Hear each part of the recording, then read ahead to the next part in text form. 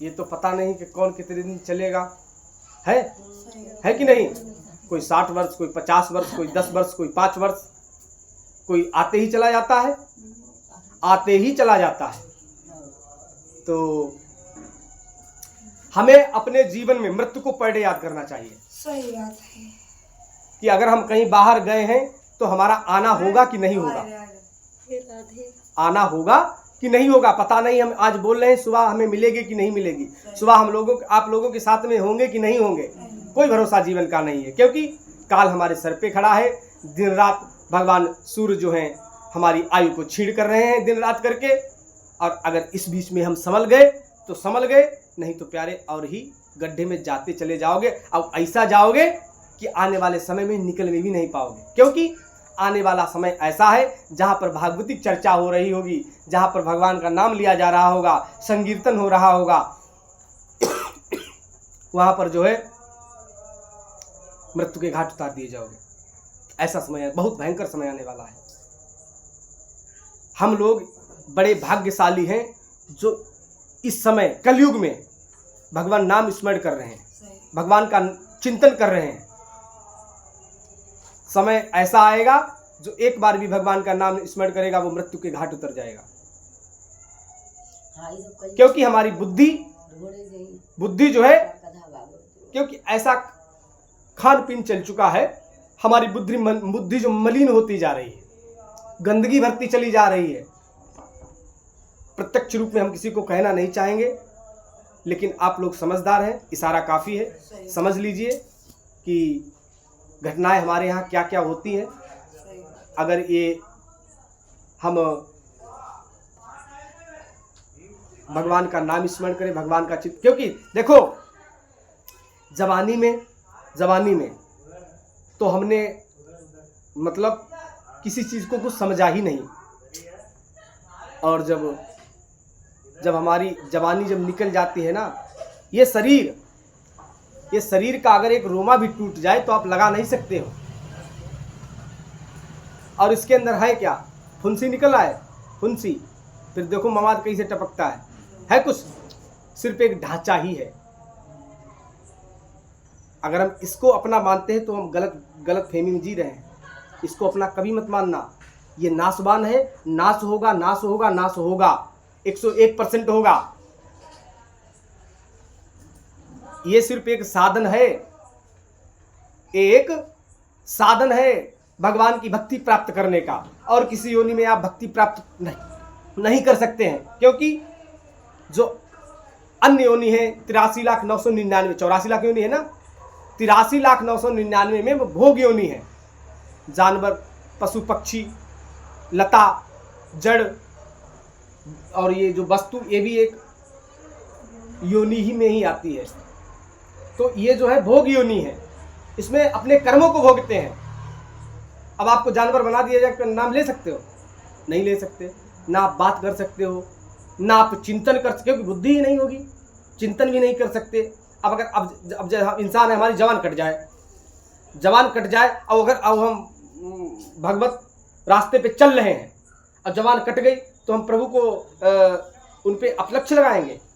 नहीं, प्रभु पे अपलक्ष्य नहीं लगाएंगे। हमारा जो प्रारब्ध था उसके अनुसार जो है हमारा ऐसा काम हुआ, लेकिन हमारे मन में प्रभु का चिंतन चलेगा। भले ही जुबान ना हले, बिल्कुल निकल जाए, लेकिन हमारा हृदय जो है, हृदय में चिंतन चलेगा नाथ का।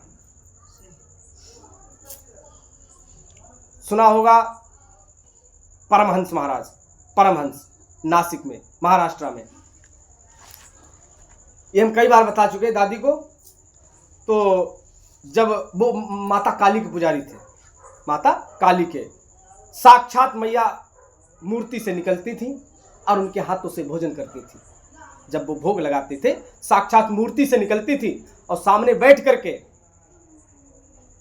प्रभु उन्हें जो है परमहंस महाराज जी उनको प्रसादी अमनिया जो है खिलाते थे। तो उनके यहाँ पे कैंसर था, यहाँ पे जो माता अम्बा पूरी जगत की वो सामने प्रकट हो, अब उसके कैंसर हो, अब उससे तुम कोई उम्मीद रखोगे कि इसके कोई कष्ट हो सकता है?